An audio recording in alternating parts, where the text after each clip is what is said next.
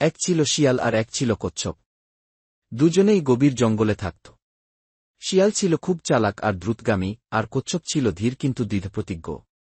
একদিন শিয়াল আর কচ্ছপ নদীর ধারে বসে গল্প করছিল। হঠাৎ শিয়াল বলল, শোনো কচ্ছপ, তুমি তো খুব ধীরে চলো, আমার সাথে দৌড় প্রতিযোগিতায় নামবে? কচ্ছপ একটু ভেবে বলল, ঠিক আছে, দৌড় হোক।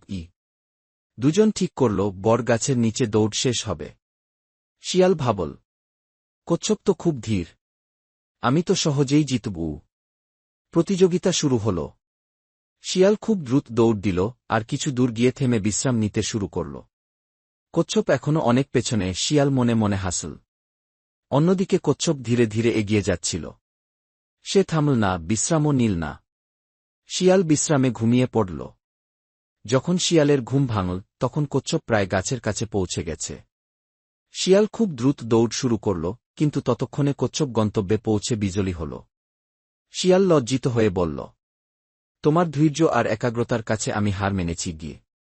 কচ্ছপ হাসি দিয়ে বলল, ধৈর্য আর কঠোর পরিশ্রম সব সময় ফল এনে দেয় গু।